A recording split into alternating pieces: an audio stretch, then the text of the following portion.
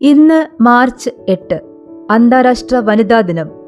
അനുദിനം മാറിക്കൊണ്ടിരിക്കുന്ന ഇന്നത്തെ ലോകക്രമത്തിൽ സ്ത്രീ ശക്തിയുടെ മഹത്വം ഉദ്ഘോഷിക്കുന്നതിനായി ആചരിച്ചു വരുന്ന ഈ ദിനത്തിന് ഐക്യദാർഢ്യം പ്രകടിപ്പിച്ചുകൊണ്ട് ഹാർട്ടിറ്റ്യൂഡ് ഫൗണ്ടേഷന്റെ ഇന്നത്തെ അതിഥിയാകുന്നത് ഒരു വനിതാ ഫിറ്റ്നസ് എന്തൂസിയാസ്റ്റ് ആണ്. Ladies and gentlemen, you are not ready for this. Strength is not just about muscles. It's about mindset, courage, resilience and confidence. ഈ വാക്യത്തെ അക്ഷരാർത്ഥത്തിൽ അന്വർത്ഥമാക്കിയ ഒരു വനിതാരത്നം. പരമ്പരാഗതമായി കരുത്തരായ പുരുഷന്മാർ അരങ്ങുവാണിരുന്ന ഗോതയിലേക്ക് വളകിലുക്കവുമായി വന്നൊരു കൊച്ചു പെണ്ണ്. കരുത്തിന് ലിംഗവ്യത്യാസമില്ലെന്ന് തെളിയിച്ച ഒരമ്മ. കുരുന്നുകളെ ആദ്യാക്ഷരം പഠിപ്പിക്കുന്ന ടീച്ചർ. ഈ പുലിക്കുട്ടി ആരാണെന്നല്ലേ? കോഴിക്കോട് കക്കോടി സ്വദേശി ശ്രുതി കൊട്ടയക്കോട്ട്. തന്റെ ആത്മവിശ്വാസവും ഇച്ഛാശക്തിയും കൈമുതലാക്കി കരുത്തിന്റെ മേഖലയിൽ പുതിയ ഏടുകൾ രചിച്ച് മുന്നേറുകയാണ് ശ്രുതി. 2024 ഓഗസ്റ്റിൽ ഒരു കൗതുകത്തിന് പുറത്ത് ശരീരഭാരം കുറയ്ക്കുന്നതിനായി ജിംനേഷ്യത്തിൽ പോയതാണ് ശ്രുതി. കേവലം 3 മാസത്തിനുള്ളിൽ ശരീരഭാരം 63 നിന്നും 50. 2025 ജനുവരിയിൽ ആദ്യത്തെ കോമ്പറ്റീഷൻ കാപ്പ അസോസിയേഷൻ നടത്തിയ ജില്ലാതല സംസ്ഥാനതല മത്സരങ്ങളിൽ മോംസ് ഫിറ്റ്നസ് വിഭാഗത്തിൽ 3ാം സ്ഥാനം. ഫെബ്രുവരിയിൽ കേരള ഹെൽത്ത് ഓർഗനൈസേഷൻ ക്ലബിൽ നടത്തിയ ഓപ്പൺ കേരള കോമ്പറ്റീഷനിൽ 2ാം സ്ഥാനം. മാർച്ചിൽ അസ്പെയർ ഫിറ്റ്നസ് നടത്തിയ സംസ്ഥാനതല കോമ്പറ്റീഷനിൽ 1ാം സ്ഥാനം. 2026 മോംസ് ഫിറ്റ്നസ് വിഭാഗത്തിൽ കാപ്പ അസോസിയേഷൻ നടത്തിയ district level, state level, national level മത്സരങ്ങളിൽ 1ാം സ്ഥാനം. തുടർന്ന് കഴിഞ്ഞ ഫെബ്രുവരി മാസത്തിൽ വിമൻസ് ഫിറ്റ്നസ് വിഭാഗത്തിൽ നടന്ന നാഷണൽ ലെവൽ മത്സരത്തിൽ 2ാം സ്ഥാനം. പെൺകരുത്തിന്റെ ചിറകുകൾ വീശി ശ്രുതി മുന്നോട്ട് കുതിക്കുകയാണ്. മാളിക്കടവ് എലിവേറ്റ് ജിംനേഷ്യത്തിൽ ട്രെയിനറായ നിജേഷിന്റെ കീഴിൽ ചിട്ടയായ പരിശീലനം നടത്തിവരുന്ന ശ്രുതി മലാപ്പറമ്പ് വേദവ്യാസ വിദ്യാലയം സീനിയർ സെക്കൻഡറി സ്കൂളിലെ KG ടീച്ചർ കൂടിയാണ്. തന്റെ കുടുംബവും സഹപ്രവർത്തകരും നൽകുന്ന അകമഴിഞ്ഞ പ്രോത്സാഹനം ശ്രുതിക്ക് ഫിറ്റ്നസ് രംഗത്ത് കൂടുതൽ ഉയരങ്ങളിലേക്ക് കയറാനുള്ള ചവിട്ടുപടികളാണ്. ഈ വനിതാ ദിനത്തിൽ നമുക്ക് അല്പനേരം ശ്രുതിയുടെ ഫിറ്റ്നസ് വിശേഷങ്ങൾ പങ്കുവെച്ച് അവരുടെ ജിംനേഷ്യത്തിലിരിക്കാം. ഹാർട്ടിറ്റ്യൂഡ് ഫൗണ്ടേഷന്റെ റിയൽ പീപ്പിൾ റിയൽ ടോക്ക് എന്ന ടോക്ക് സീരീസിലേക്ക് ഒരിക്കൽ കൂടി സ്വാഗതം.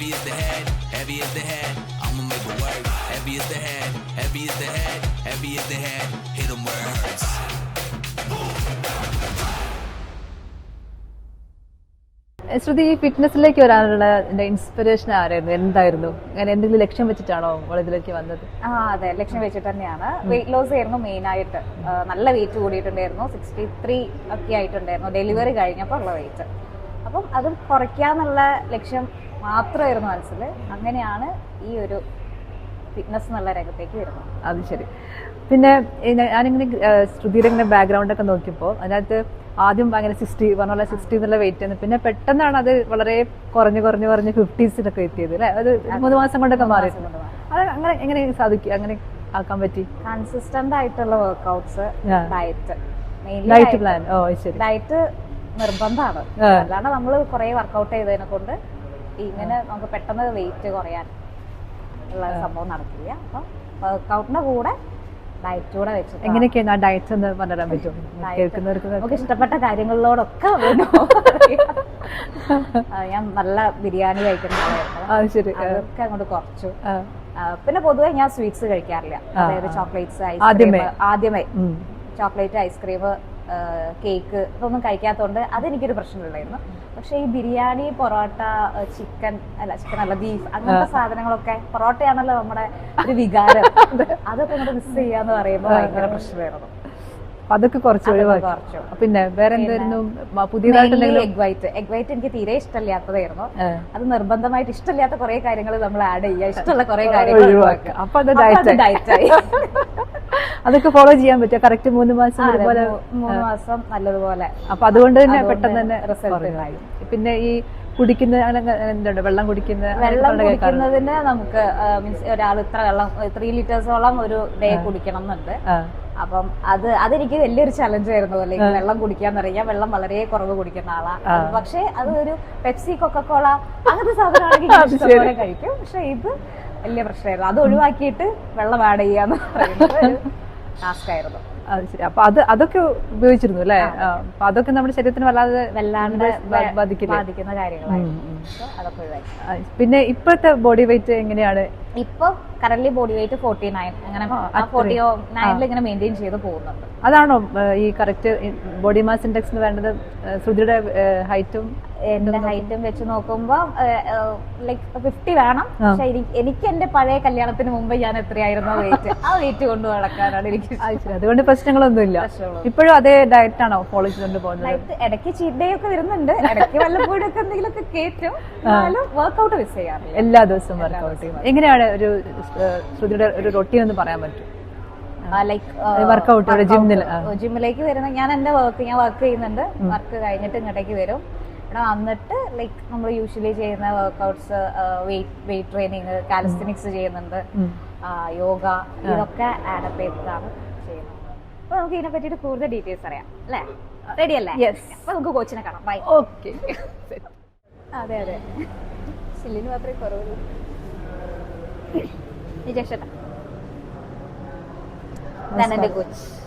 നമസ്കാരം. സാറിനെ കുറിച്ച് ശ്രുതി പറഞ്ഞു. ശ്രുതിയെ ഈ ഒരു ഫിറ്റ്നസ് ലെവലിൽ എത്തിച്ചത് സാറാണ്. അപ്പോൾ എങ്ങനെയാണ് ഇതേപോലെ പെൺകുട്ടികൾ അല്ലെങ്കിൽ ലേഡീസ് ഈ ജിമ്മിന് വരുമ്പോൾ അവർക്ക് എന്തെങ്കിലും ബുദ്ധിമുട്ടുകൾ പറയാറുണ്ടോ? എങ്ങനെയാണ് അവർക്ക് സ്പെഷ്യൽ ട്രെയിനിങ്ങോ സ്പെഷ്യൽ ടൂൾസോ ഒക്കെ ഉണ്ടോ ഇങ്ങനെ ട്രെയിൻ ചെയ്യിക്കാൻ വേണ്ടിയിട്ട്? ലേഡീസ് ജിമ്മിലേക്ക് വരുമ്പോൾ അവർക്ക് മെയിനായിട്ട് സെൽഫ് കോൺഫിഡൻസ് വളരെ കുറവായിരുന്നു.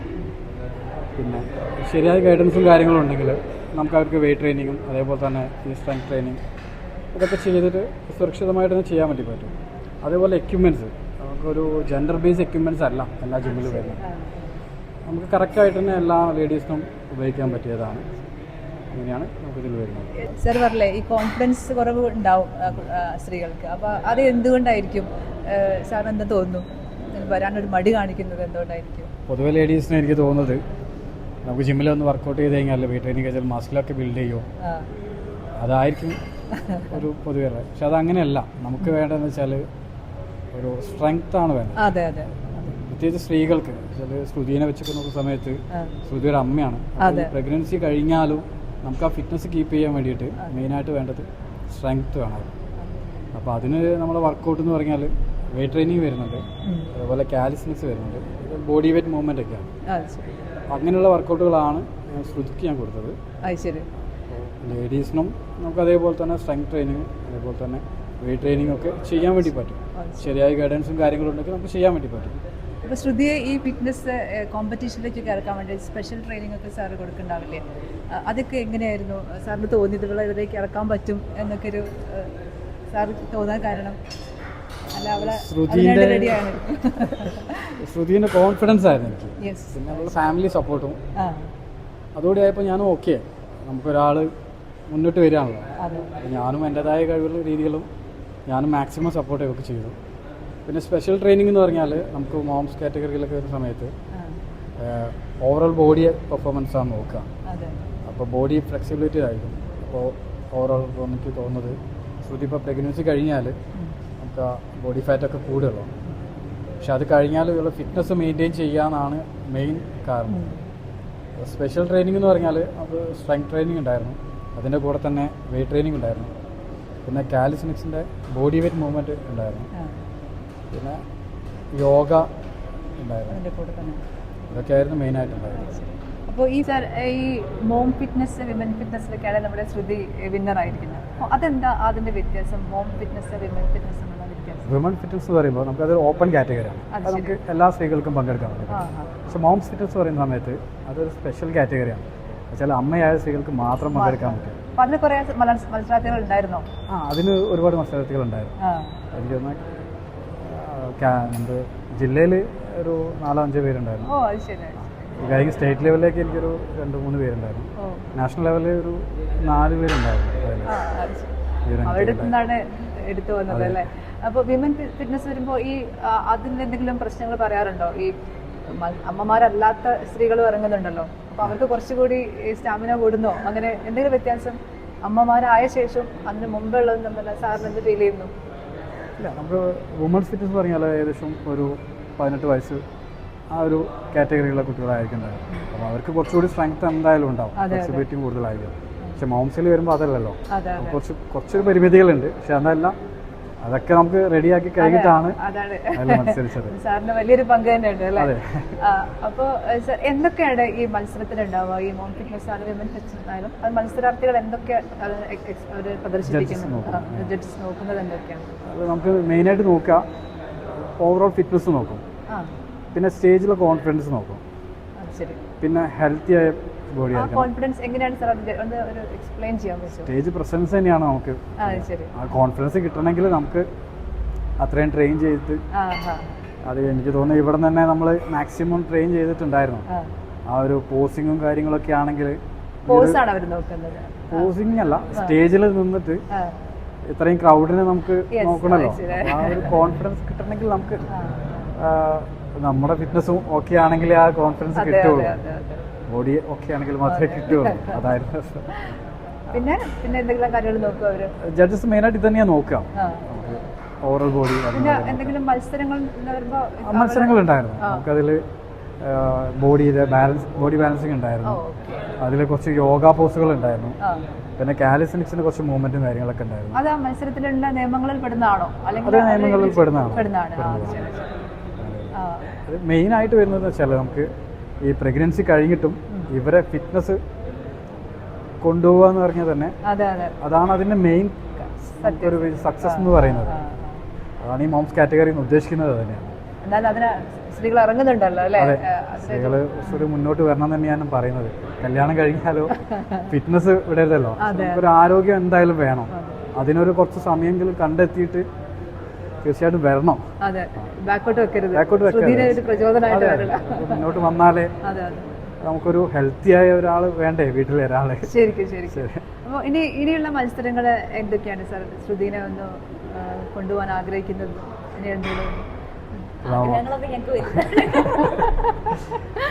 ആഗ്രഹങ്ങള് ഇല്ലാതല്ലോ, നമുക്കൊരു നാഷണൽ ലെവൽ വരെ നമ്മൾ പോയി.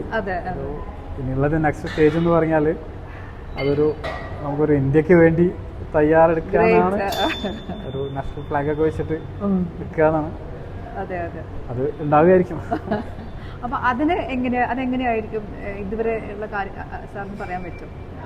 ഇന്റർനാഷണൽ ലെവലിൽ സാർ ഉദ്ദേശിച്ചത് അതിനും മോംസ് ഒക്കെ ഉണ്ട്, മോംസ് ഫിറ്റ്നസ് അവിടെ. ഇപ്പോൾ നാഷണൽ ലെവലിൽ ഞങ്ങളിപ്പോ ഫസ്റ്റ് ടൈം ആണ് പോകുന്നത്. ഞങ്ങളെ രണ്ടുപേരുടെയും ഫസ്റ്റ് സ്റ്റേജ് ആയിരുന്നു, ഫസ്റ്റ് എക്സ്പീരിയൻസ് ആയിരുന്നു. അപ്പോൾ അതന്നെ ഞങ്ങളൊരു ഫുള്ളി ബ്ലാങ്ക് ആയിരുന്നു അവിടെ എത്തിയ സമയത്ത്. എന്താവും എന്നുള്ളത് നമ്മുടെ കേരളത്തിൽ നിന്ന് മാത്രമല്ലല്ലോ വരിക. അപ്പോൾ എനിക്ക് തോന്നുന്നത് തമിഴ്നാട്ടിൽ നിന്നുണ്ടായിരുന്നു, കർണാടകയിൽ നിന്നുണ്ടായിരുന്നു. അപ്പോൾ അവരെ ഫിറ്റ്നസ് ലെവൽ നമുക്ക് അറിയാൻ പറ്റില്ല എങ്ങനെയാന്നുള്ളത്. അതൊരു പേടിയുണ്ടായിരുന്നു. അപ്പം ഇപ്പോൾ നമ്മളൊരു ഇന്റർനാഷണലൊക്കെ പോകുന്ന സമയത്ത് എന്തായാലും വേറെ ലെവലായിരിക്കും. അപ്പോൾ എനിക്കും ശ്രുതിക്കും ഒരു പുതിയൊരു എക്സ്പീരിയൻസ് ആയിരിക്കും. അതിനുവേണ്ടി അവളെ തയ്യാറെടുക്കണം. Thank you. ഓക്കെ, അപ്പോൾ നമുക്ക് ജിമ്മൊക്കെ ഒന്ന് കാണാം. ശ്രുതി, ആദ്യമായിട്ട് കോമ്പറ്റീഷനിൽ സ്റ്റേജിൽ കയറിയപ്പോൾ മോം ഫിറ്റ്നസ് കയറിയപ്പോൾ എന്താ നിനക്ക് ഫീൽ? ആ ഒരു അവസ്ഥ അത് വല്ലാത്തൊരു ഫീൽ ആയിരുന്നു. ആക്ച്വലി നല്ല ടെൻഷൻ ഉണ്ടായിരുന്നു. ആദ്യത്തെ സ്റ്റേജ് എന്താ, എങ്ങനെയാ, ആരൊക്കെ ഉണ്ടാവും, എന്തൊക്കെ പെർഫോം ചെയ്യുന്നൊന്നും അറിയില്ലായിരുന്നു. അപ്പം അവിടെ പോയി ട്രങ്ക് നമ്പർ വിളിക്കുമ്പോൾ തന്നെ നമുക്ക് ഉള്ളിൻ്റെ ഉള്ളിൽ നിന്ന് ഹാർട്ട് ബീറ്റിന്റെ സൗണ്ട് വരെ പുറത്ത് വരെ കേൾക്കാം. അപ്പോൾ വിളിച്ചു ചെയ്തു. പിന്നെ ഉള്ള അവിടെ ആ ടൈമിൽ ഞാൻ ചെയ്തത് ഒരു ഹെഡ് സ്റ്റാൻഡ് ആയിരുന്നു. എൻ്റെ ഡിഫറെന്റ് എന്ന് പറഞ്ഞിട്ട് എൻ്റെ ലൈഫിൽ ഞാൻ ചെയ്യണമെന്ന് ആഗ്രഹിച്ച ഒരു സാധനമാണ് അവിടെ ചെയ്തത്. പക്ഷെ അത് എന്തോ ചെയ്യുന്ന സമയത്ത് പെട്ടെന്ന് കാല് സ്ലിപ്പായി വീണു. പക്ഷെ വീണെടുത്തുനിന്ന് നമ്മൾ ബാക്ക് പ്ലാൻ ബി ഉണ്ടാകുമല്ലോ, പ്ലാൻ ബി അവിടെ പ്രയോഗിച്ചതുകൊണ്ട് അത് വളരെ നന്നായിട്ട് അത് പ്രസന്റ് ചെയ്യാൻ പറ്റി. അതിൽ ആ ഒരു ടൈമിൽ എനിക്ക് തേർഡ് ആയിരുന്നു കാലിക്കറ്റിൽ കിട്ടിയിട്ടുണ്ടായിരുന്നു. ഫസ്റ്റ് സ്റ്റേജിൽ തേർഡ് കിട്ടി. അന്ന് കിട്ടിയൊരു സന്തോഷം എല്ലാരും കെട്ടിപ്പിടിച്ച് കരയിലായിരുന്നു. ട്രെയിനറും ഹസ്ബൻഡും മോളും കസിനും ഒക്കെ ഉണ്ടായിരുന്നു. അപ്പോൾ അത് ഭയങ്കര ഒരു എക്സ്പീരിയൻസ് ആയിരുന്നു. പിന്നെ നമുക്ക് വാശിയായി അടുത്ത സ്റ്റേജ്. എൻ്റെ ഒരു ഫോർത്ത് സ്റ്റേജിലാണ് ഞാൻ ഫസ്റ്റ് വിൻ ചെയ്യുന്നത്. അതിനുവേണ്ടി എന്തൊക്കെ പ്രിപ്പറേഷൻ ആയിരുന്നു? സ്റ്റിൽ ഡയറ്റ് കണ്ടിന്യൂ ചെയ്യുക, കൺസിസ്റ്റന്റ് ആയിട്ട് വർക്ക്ഔട്ട് ചെയ്യുക, മീൻസ് നമുക്കറിയാലോ ഈ ഒരു ടൈം കഴിഞ്ഞാൽ പിന്നെ അടുത്ത സ്റ്റേജ് എപ്പോഴാന്നുള്ളത് നമുക്ക് നോട്ടിഫിക്കേഷൻസും കാര്യങ്ങളും വരും. അപ്പോൾ അപ്പോഴേ നമ്മൾ പ്രിപ്പറേഷനും കാര്യങ്ങളും തുടങ്ങും, ബ്രേക്ക് എടുക്കാണ്ട് കണ്ടിന്യൂസ് ആയിട്ട്. അപ്പോൾ പനിയാണെങ്കിൽ പോലും എൻ്റെ വീട്ടിൽ ചോദിക്കായിരുന്നു, വയ്യെങ്കിലും വീട്ടിലിരുന്നൂടെ, റെസ്റ്റ് എടുത്തൂടെ, നമുക്ക് വർക്കൗട്ട് ചെയ്യാൻ ഒരു പ്രശ്നവുമില്ല, വീട്ടിലിരിക്കാനാണ് ബുദ്ധിമുട്ട്. ഞാൻ എത്ര വയ്യാലും ജിമ്മിൽ പോയിട്ട് വർക്കൗട്ട് ചെയ്യായിരുന്നു. അതാണ് വേണ്ടത്. നമ്മള് ലേഡീസ് ഇങ്ങനെ മടിച്ചിരിക്കരുത്, ഇങ്ങനെ എല്ലാത്തിനും മുന്നോട്ട് കയറി വരണം, വയ്യാന്ന് പറഞ്ഞിരിക്കാൻ പാടില്ല. ഒരു നല്ലൊരു ഉദാഹരണമാണ് ശ്രുതി. ശ്രുതി ഇതിലിറക്കുമ്പോൾ കുടുംബം ഒരുപാട് സഹായിച്ചിട്ടുണ്ടാവല്ലോ, കുടുംബത്തിനെ കുറിച്ച് പറയാമോ? എന്തൊക്കെയാണ്? എൻ്റെ ഫാമിലി എന്ന് പറയുന്നത് ഞാൻ, ഹസ്ബൻഡ്, മോള്, എൻ്റെ അമ്മ. ഇവിടെ ഇപ്പം ഞങ്ങളാണ് ഉള്ളത്. ഹസ്ബൻഡ് നല്ലപോലെ സപ്പോർട്ട് ചെയ്യുന്നുണ്ട്. അമ്മയാണേലും വർക്കൗട്ട് ചെയ്ത് നമ്മൾ ക്ഷീണിച്ച് വരുമ്പോൾ എഗ് വൈറ്റ് ഒക്കെ ഉണ്ടാക്കി തരിക എന്ന് പറയുന്നത് തന്നെ ഒരു ഭയങ്കര സംഭവമാണ്. മീൻസ് അത്രയും ടയേർഡായിട്ടായിരിക്കും നമ്മൾ വരിക. അപ്പം എന്തെങ്കിലും കഴിക്കാൻ എടുത്ത് വെക്കുക, അതൊക്കെ അമ്മ സെറ്റ് ചെയ്ത് തരുമായിരുന്നു. പിന്നെ മോളാണെങ്കിലും നല്ല, മോളിപ്പോ എത്ര വയസ്സായി? മോൾക്ക് ഇപ്പോൾ 6 വയസ്സ്. 6 വയസ്സായി. അവള് വേദവ്യാസയില് UKG ഹസ്ബൻഡ് എന്ത് ചെയ്യുന്നു? ഹസ്ബൻഡ് ഒരു സൈഡസ് എന്ന് പറഞ്ഞ ഫാർമ കമ്പനിയുടെ മാനേജറായിട്ട് വർക്ക് ചെയ്യുന്നു. എന്തായാലും കുടുംബത്തിന്റെ സഹായം കൊണ്ട് തന്നെയാണ് മുന്നോട്ട് പോകുന്നത്, അതുകൂടി വേണമല്ലോ. അതെ അതെ. അപ്പോൾ ഈ ഫിറ്റ്നസ് ഒക്കെ ചെയ്യുമ്പോൾ നമുക്ക് ഒരുപാട് ഇതിന്റെ വീട്ടിലെ ജോലിക്ക് പോകുന്നുണ്ട്, വീട്ടിലെ ജോലിയൊക്കെ ചെയ്യണം, കുട്ടീൻ്റെ കാര്യം നോക്കണം. അപ്പോൾ ഇതെല്ലാം എങ്ങനെയാണ് ശ്രുതി മെയിൻറ്റെയിൻ ചെയ്യുന്നത്? നമുക്ക് ഇഷ്ടമുള്ളൊരു കാര്യം ചെയ്യാനാണെങ്കിൽ നമ്മൾ എന്തായാലും അതിന് ടൈം കണ്ടെത്തും. അത് എന്തൊക്കെ കാര്യങ്ങൾ മാറ്റി വെച്ചിട്ടാണെങ്കിൽ പോലും നമ്മൾ അതിന് ടൈം ഉണ്ട്. അപ്പൊ എനിക്കിഷ്ടമുള്ളൊരു കാര്യമാണ് വർക്കൗട്ട്, ജിമ്മ്, ഫിറ്റ്നസ്. ഇത് ഒരു വൈബാണ്. സോ അതിനുള്ള ടൈം എന്തൊക്കെ ഒഴിവാക്കിയാലും കണ്ടുപിടിക്കാൻ ഞാൻ നോക്കും. അത് ശരി. അപ്പൊ അതിലൂടെ നടക്കുന്നുണ്ട് വീട്ടിലെ കാര്യങ്ങൾ, എല്ലാ കാര്യങ്ങളും നടക്കുന്നുണ്ട്. വീട്ടിലാണെങ്കിലും കഴിഞ്ഞു, ജോലി കഴിഞ്ഞ് വന്നു, പിന്നെ മോളുടെ കൂടെ കുറച്ച് നേരം സ്പെൻഡ് ചെയ്യും. അത് കഴിഞ്ഞ് എന്നാലും എനിക്ക് ഇവിടെ കിട്ടുന്ന ഒരു സാറ്റിസ്ഫാക്ഷൻ എന്തായാലും അവിടെ കിട്ടില്ല, അവിടെ കിട്ടുന്നത് ഇവിടെയും കിട്ടില്ല. അപ്പൊ എന്നാലും എല്ലാതും ഒന്ന് ബാലൻസ് ചെയ്ത് കൊണ്ടുപോകുന്നുണ്ട് ഇതുവരെ. പഠിക്കാനൊക്കെ മോള് ഹെൽപ്പ് ചെയ്യാറുണ്ട്? അവള് എന്നെക്കാളും സ്മാർട്ടാ, അവള് ഭയങ്കര എഫേർട്ട് എടുക്കുന്ന ആളാ. മോള് ഇതുപോലെ ഈ ഫിറ്റ്നസ്സിൽ വന്ന ആളാണ്? അവള് സൗത്ത് ഇന്ത്യ വരെ പോയിട്ടുണ്ട്. സൗത്ത് ഇന്ത്യ ലെവൽ ബോഡി ബിൽഡിംഗിൽ 3rd ആണ് അവള്. മോളെ എങ്ങനെയാണ് അതിന്? മോള് ഇതിലേക്ക് വന്നത് എങ്ങനെയാ വെച്ച് കഴിഞ്ഞാൽ, ഒരു ദിവസം ഞാൻ വർക്കൗട്ട് ചെയ്യുന്ന സമയത്ത് ഹസ്ബൻഡും മോളും കൂടെ എന്നെ കൂട്ടാൻ വന്ന ടൈമിൽ അവൾക്ക് ജിമ്മ് കണ്ടപ്പം വർക്കൗട്ട് ഒക്കെ ചെയ്യുന്നത് കണ്ട് ഇഷ്ടമായി. അങ്ങനെ ആ ടൈമിൽ മെല്ലെ മെല്ലെ ചെയ്ത് തുടങ്ങിയതാണ്. കുഞ്ഞു കുഞ്ഞു എക്സസൈസും കാര്യങ്ങളും ചെയ്ത് തുടങ്ങിയപ്പോൾ ഇഷ്ടമായി. അപ്പോൾ പിന്നെ വിചാരിച്ചു, അപ്പോഴാണ് അവിടുന്ന് ഈ കോമ്പറ്റീഷൻ 2025 കിഡ്സ് കാറ്റഗറി ഉണ്ട് എന്ന് പറഞ്ഞത്. അങ്ങനെ അവളെ കാലിക്കറ്റിൽ ഇറങ്ങിയപ്പോൾ ഏറ്റവും പ്രായം കുറഞ്ഞ മോൾ അവളായിരുന്നു. എങ്ങനെയാ അത് ഫിറ്റ്നസ് എങ്ങനെയാ നോക്കണ? അവർക്ക് ഡയറ്റും കാര്യങ്ങളൊന്നും ഇല്ല, പക്ഷെ വർക്കൗട്ട് ഈ കുഞ്ഞു കുഞ്ഞു ഡംബിൾസ് ഒക്കെ വെച്ച് അല്ലാണ്ട് ഹാൻഡ് വർക്കൗട്ട്സും കാര്യങ്ങളും, പുഷപ്സ്, പിന്നെ ഇതേപോലെ യോഗ പോസസും കാര്യങ്ങളും ഒക്കെ അതൊക്കെ ചെയ്യിപ്പിച്ചു. അങ്ങനെ അവൾ അതില് അതെ ഭയങ്കര ടെൻഷനായിരുന്നു. അവളുടെ കഴിഞ്ഞു കഴിഞ്ഞാൽ പിന്നെ ഞാൻ ഇറങ്ങണം, അവളെ സ്റ്റേജ് കയറ്റി അവളൊന്ന് സെറ്റായി, ഭയങ്കര ഫീലിംഗ് ആണ് അത്. മീൻസ് അത്രയും ചെറിയ പ്രായത്തിൽ അവളൊരു അച്ചീവ്മെന്റ് എന്ന് പറയുന്നത്. അതെ, ഞങ്ങള് ഇനിയിപ്പം ഒരേ സമയം നിങ്ങൾക്ക് വർക്കൗട്ടും ചെയ്യണം. അതെ, ഒരേ സമയം വർക്കൗട്ട് ചെയ്യണം. അവളുടെ ടൈമും എന്റെ ടൈമും അവളുടെ കൂടെ നടക്കണം. ആ പ്രായം അതായിരുന്നു. 4 വയസ്സ് എന്നൊക്കെ പറയുമ്പോൾ ഫുഡ് നമ്മൾ ഡയറ്റ് ഒന്നും കൊടുത്തിട്ടില്ല, എല്ലാ ഫുഡും കഴിക്കും. പിന്നെ അവള് വലിയ തടിയില്ല, ലീൻ ബോഡിയാണ്, പക്ഷെ ഫിറ്റ് ബോഡിയാണ്. അത് തന്നെ നല്ലൊരു കാര്യം. പിന്നെ ഇപ്പോ വിദ്യാഭ്യാസത്തിലെ ടീച്ചറായിട്ട് വർക്ക് ചെയ്യുന്നുണ്ട്. അപ്പൊ ഈ ചെറിയ കുട്ടികളെ നോക്കണ എന്താ പറയാ, ഈ ഫിറ്റ്നസ് അതിനെ ഹെൽപ്പ് ചെയ്തിട്ടുണ്ടോ? ഒരുപാട്. ലൈക്ക് ഇപ്പൊ ഞാനാണെങ്കിൽ തന്നെ നമുക്ക് ഫ്രൈഡേസ് നമുക്ക് ബാഗ്ലെസ് ഡേ ആണ്. അപ്പൊ ബാഗ്ലെസ് ഡേന്റെ സമയത്ത് നമ്മൾ വർക്കൗട്ട്സും കാര്യങ്ങളും ഞാൻ തന്നെ പറഞ്ഞു കൊടുക്കാറുണ്ട്. പിന്നെ പിള്ളേരെ ഓൾറെഡി എന്റെ വീഡിയോസ് കണ്ടിട്ട് ഭയങ്കര മിസ് ഇങ്ങനെ നിൽക്കുമോ, മിസ് എങ്ങനെ നിൽക്കുന്നത് കണ്ടിട്ടുണ്ട്, തലകുത്തനെ നിൽക്കും, ഞങ്ങൾക്കും തലകുത്തനെ നിൽക്കണം എന്നൊക്കെ പറഞ്ഞിട്ട്. അപ്പൊ ഞങ്ങൾ കുറച്ചായിട്ട് നമ്മൾ തുടങ്ങി വെച്ചിട്ടുണ്ട്. ഹെഡ് സ്റ്റാൻഡിലേക്ക് എത്തിയിട്ടില്ല, എന്നാലും ഒരു ബാലൻസ് ആയിട്ട് ഞങ്ങൾ ഇങ്ങനെ പോകുന്നുണ്ട്. നമ്മള് മോളെ കുറിച്ചും കുടുംബത്തെ കുറിച്ചും ഹസ്ബൻഡിനെ കുറിച്ചൊക്കെ പറഞ്ഞു. ഇവിടെ ആരെങ്കിലും ഉണ്ടോ? ഹസ്ബൻഡ് വന്നിട്ടുണ്ട്. കേശവേ, ഒന്ന് ഹസ്ബൻഡിനെ വിളിക്കോ? ഇതാണ്. നമസ്കാരം. എന്താ പേര്? ഒരു സെക്കൻഡ്. ഞങ്ങള് ശ്രുതി, ഞങ്ങളൊരു ധീര കഥാപാത്രമാണല്ലോ, പ്രത്യേകിച്ച് ഇന്ന് വിമൻസ് ഡേ ആണ്.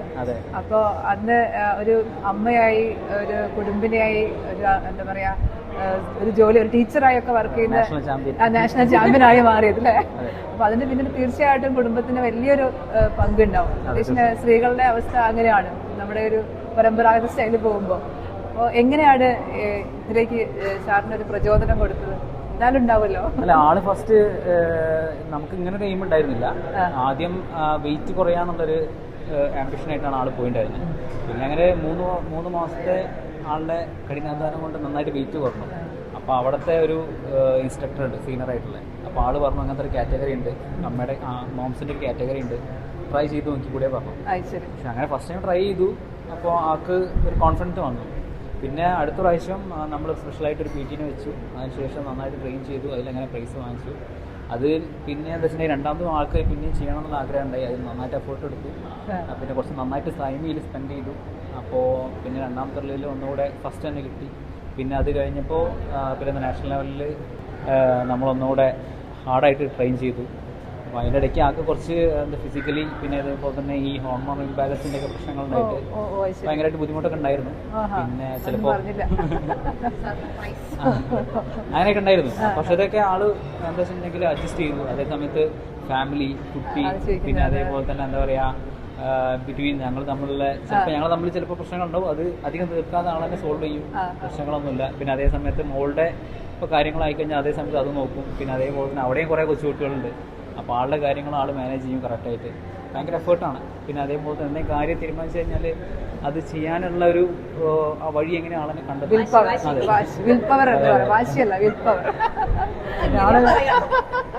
മെന്റലി സ്ട്രോങ്ങും ആണ്. പിന്നെ പെട്ടെന്ന് സങ്കടവും വരും. എന്താ വെച്ചിട്ടുണ്ടെങ്കിൽ ചില സാഹചര്യത്തിലൊക്കെ ചിലപ്പോൾ ചില എന്താ പറയുക പഠിച്ച കാര്യങ്ങൾ ചിലപ്പോൾ സ്റ്റേജിൽ ഫുള്ളായിട്ട് പെർഫോം ചെയ്യാൻ പറ്റിയില്ലെങ്കിൽ ചിലപ്പോൾ അവിടെ തന്നെ നല്ല കാര്യം ചെയ്യും. അങ്ങനെ പ്രശ്നങ്ങളുണ്ട്. പക്ഷേ എന്താ പറയുക അമ്മയായിട്ടാണെന്നുണ്ടെങ്കിലും പിന്നെ ഒരു അത്ലറ്റ് ആയിട്ടാണെന്നുണ്ടെങ്കിലും ആൾ ഭയങ്കരമായിട്ട് സ്ട്രോങ് ആണ്. പിന്നെ നമുക്കിപ്പോൾ ചെയ്യാൻ പറ്റുന്ന പറഞ്ഞിട്ടുണ്ടെങ്കിൽ നമ്മുടെ സമയമാണ് അത് മാക്സിമം നമ്മൾ കൊടുക്കുക. പിന്നെ അതേപോലെ തന്നെ മാക്സിമം സപ്പോർട്ട് ചെയ്യുക. പിന്നെ ഈ എന്താ പറയുക ചിലപ്പോൾ ഞങ്ങളൊരു കാര്യക്കൽ സ്ഥലത്ത് പോയിട്ടുണ്ടായിരുന്നു കൊച്ചിനെയും കൊണ്ടിട്ട്. അത് പറഞ്ഞിട്ടുണ്ടെങ്കിൽ 1 ഡേ ട്രാവലാണ്. അപ്പോൾ ഞങ്ങൾ അങ്ങനെ ട്രാവൽ ചെയ്ത് പോയി. അപ്പോൾ ആ പോയിട്ട് എനിക്ക് പറ്റുന്ന കാര്യങ്ങൾ അതാണ് ചെയ്യാൻ പറ്റുന്നത്. കൂടെ കൂട്ടുക, കൊണ്ടുപോവുക, ആൾക്ക് വേണ്ട കാര്യങ്ങൾ അത് നമുക്ക് ഭാഗത്തുനിന്ന് ചെയ്യാൻ പറ്റുന്നത് ചെയ്തു കൊടുക്കുന്നുണ്ട്. പിന്നെ ആളുടെ എഫേർട്ടാണ് ഒരു എന്താ പറയുക 95% ആളുടെ എഫേർട്ട് കൊണ്ട് മാത്രമാണ് ചെയ്യണത്. കാരണം വെച്ചാൽ ഇത് പോയി വന്ന് 4:30-ക്കാണ് ആൾ കഴിഞ്ഞെത്തുക. പിന്നെ 5:30-6 മണിയാകുമ്പോഴത്തേക്ക് ജിമ്മിൽ വരും. അത് കഴിഞ്ഞിട്ട് വേണം വന്നിട്ട് വേണം പിന്നെ ബാക്കി ഈ ഫാമിലിയുള്ള ബാക്കി പരിപാടികൾ. അതെ, എന്തായാലും സാറ് ഹാപ്പിയാണ്. ഫാമിലി അവളെ എന്താ പറയാ സ്ട്രോങ് വുമൺ എന്ന രീതിയിൽ അല്ലേ? Strong mother correct. എന്തായാലും സന്തോഷം സാർ പരിചയപ്പെട്ടതിൽ. എങ്ങനെ തുറന്നു പോകട്ടെ. അതെ അതെ അതെ. ഇനിയിപ്പോ മുൻപോട്ട് എന്താ പറയുക കുറച്ചും കൂടെ നമ്മൾ എന്താ പറയാ ഈ ഒരു പ്രൊഫഷണലി ഒന്ന് എന്താ പറയാ സെറ്റ് ചെയ്തിട്ട് ഇവർക്ക് വേറെ ആൾക്കാർ കോച്ച് കൊടുക്കാമല്ലോ, ഇൻസ്പിറേഷൻ ആയിട്ടുള്ള. ഞാൻ പറയാറുണ്ട് ചിലപ്പോൾ നമുക്ക് അങ്ങനെ ചെയ്തുകൂടെ എന്നുള്ള കാര്യങ്ങൾ. എന്താണെന്ന് പറഞ്ഞില്ല, ചോദിക്കണം. കോച്ചൊക്കെ ആയിട്ട് കാരണം ഇതൊരു പ്രചോദനമാണ്. അതായത് സ്ത്രീകൾ എപ്പോഴും ബാക്കോട്ട് നിൽക്കുകയാണ്.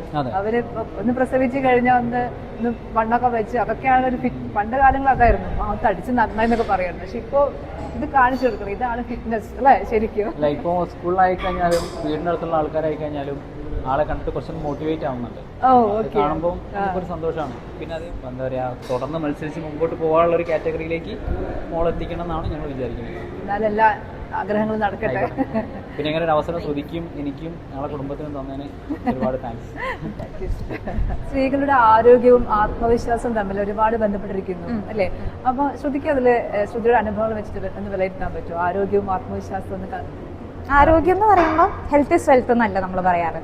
സോ ആരോഗ്യമാണ് എല്ലാതും. നമ്മൾ ആരോഗ്യത്തിനായിട്ട് നമ്മുടെ ഹെൽത്ത് നമ്മൾ കെയർ ചെയ്യാൻ വേണ്ടിയിട്ട് നമ്മൾ ടൈം കണ്ടെത്തുക.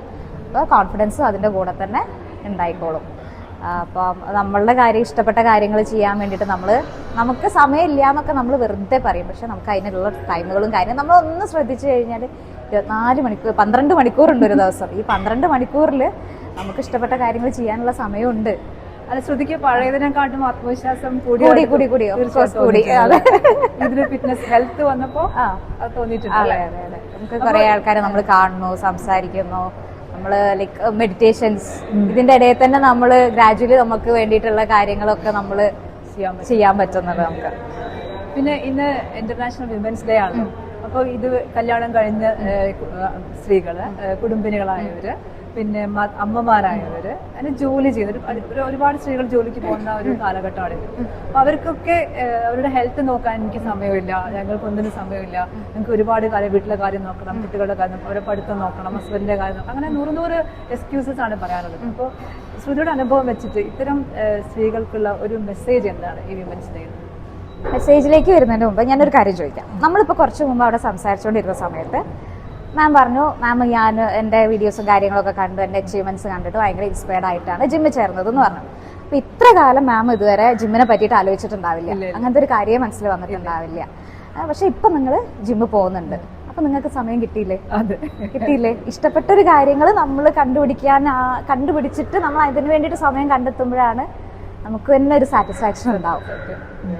അതേപോലെ തന്നെ ഞാനും ചെയ്തോളൂ. ഇപ്പം ആർക്കാണെങ്കിലും സമയം കണ്ടെത്തി ചെയ്യാൻ, സമയം കണ്ടില്ല അല്ല എനിക്കത് കുറേ പണിയുണ്ട് ഇതെന്ന് പറയുന്നത് ചുമ്മാതാ, ഒരു കാര്യമില്ല. നമുക്ക് ഇഷ്ടപ്പെട്ട കാര്യം ചെയ്യാൻ നമുക്ക് സമയം ഉണ്ടാവും. അപ്പോൾ എന്തായാലും ഈ വിമൻസ് ഡേയിൽ ഈ ഒരുപാട് സ്ത്രീകൾക്ക് ഒരു പ്രചോദനമായിട്ട് അവർ ശ്രുതി ഒരു മോഡലായിട്ട് അവരുടെ മുമ്പിൽ നിൽക്കട്ടെ. എന്നിട്ട് നല്ല ആരോഗ്യമുള്ള സ്ത്രീകൾ ഇനി ഒരുപാട് മുന്നോട്ട് വരട്ടെ. ഇതുപോലെ കോമ്പറ്റീഷനും അതുപോലെ ശ്രുതി അവരെ ഇനി ഇങ്ങനെ ഒരുപാട് ശിഷ്യഗണങ്ങൾ ശ്രദ്ധിക്കുന്നുണ്ടാവട്ടെ. ഓക്കെ, എല്ലാ ആശംസകളും. Thank you.